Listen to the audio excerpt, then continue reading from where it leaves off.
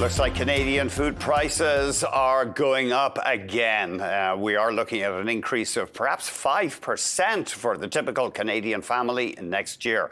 Let's get more from Sylvain Charlebois, Director of the Agri-Food Analytics Lab at Dalhousie University. Sylvain, I think we have you this time. Thanks for joining us.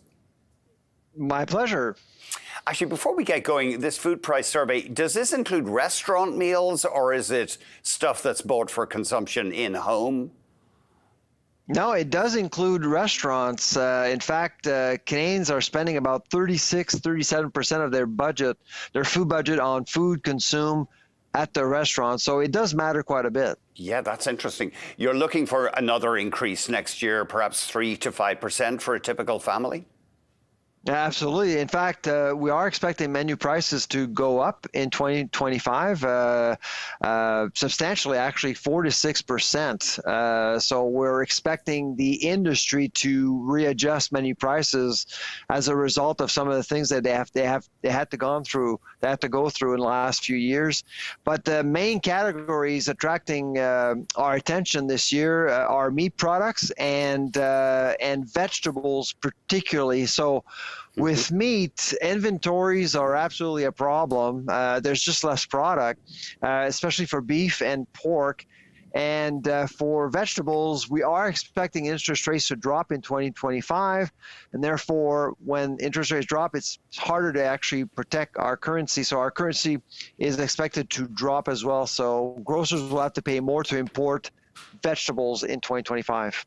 We do. So we're looking now at a summary of your forecast, and as you say, meat you think could increase. It's already expensive, but it could increase as much as 6%. Vegetables too. Why, for example, though seafood? You're not anticipating a huge increase there? No, in fact, actually, we are expecting that conversion from beef to seafood to increase next year. Same for pork. It's always been high with chicken, but it's increasing for pork and for seafood. But the beef situation is pretty problematic. Right now, Andrew, the herd size is basically the same as what we had back in 1987. Wow. And we have 15 million more Canadians now. In the U.S., it's even worse. Their herd size is the same size as in 1951. So producers are just checking out. They're cashing out. They're leaving the industry because prices are good. Futures are way up. And we're not seeing any turn until the end of 2025 at the very least. So beef prices will remain high for a while. Yeah, because there's quite a lag, 1 or 2 years before they can raise the cattle, etc. Yeah, exactly. So you need more investments, you need more capacity, but it's not coming. For pork, well, last year in 2024, we saw some good deals. There was just a lot of supply. Now the industry recalibrated with Olimel, with China buying less pork from Canada. So the industry really recalibrated, so the equilibrium between supply and demand is a little more obvious this year, which actually is pushing prices higher right now. What about these disturbing figures we hear about millions of Canadians depending on food banks? Yes, absolutely. I mean, let's face it, when we look at the economy right now, you basically have two food economies. On the one hand, you have the more affluent and the less affluent on the other side. And in between, you have the middle class really squeezed and pushed towards the less affluent, unfortunately. And because of what's happening with food prices, because of what's happening with the cost of living and mortgages and interest rates, unfortunately, they have to make a choice. And if you saw in the report, more people from the younger generations are actually buying food on credit. They're borrowing to buy food, unfortunately.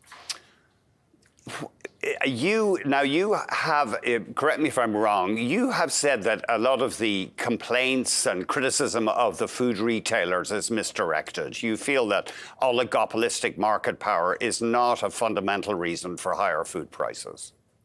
That's right. Actually, I'm talking to you from Berlin, Germany. I was actually giving a talk yesterday to a group of scholars about food inflation, and a German scholar stood up and basically commented that food prices have gone up in Germany due to price gouging from Aldi and Lidl. So I kind of laughed a little as Canadian because that's the same criticism that was directed towards grocers. In Canada, gross margins have remained very much the same over the last 5-6 years. I know you had Richard Duchesne from Loblaw recently on your show, and he said that basically gross margins are the same. And when you look at profits, Loblaw is a good example. Half of Loblaw's profits are coming from shoppers because they're selling drugs and cosmetics. Yeah, it is interesting. Although we do undeniably have a very concentrated food retailing industry. Oh, absolutely.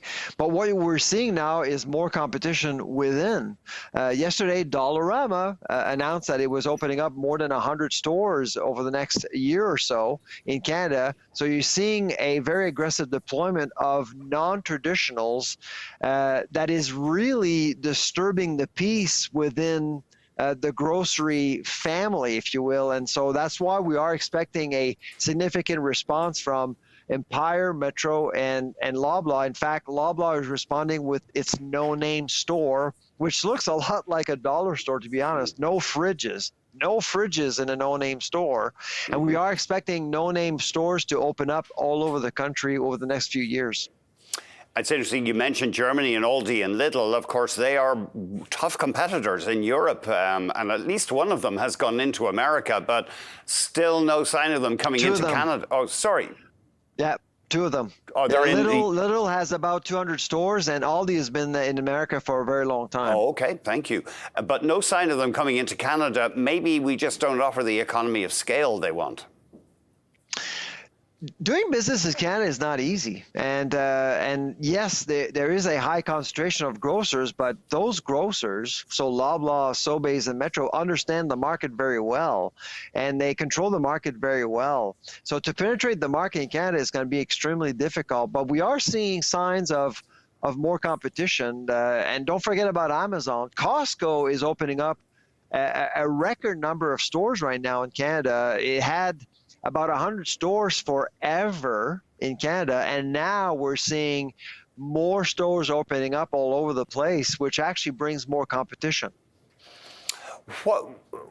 Obviously, food is painful for people when the price goes up, and it seems to have a big impact on people, perhaps even at elections, because we have, of course, around the world seen governments falling amid inflation.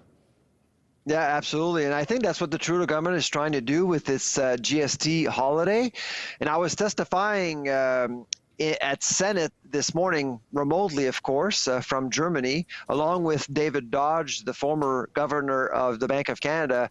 And we both agreed this GST holiday is problematic due to its temporary nature. I mean, you could actually allow some opportunistic pricing to occur, pushing prices higher, and by the time you get to February, you'll slap on that tax back on higher prices, food prices. It's not good policy. It's just pure politics.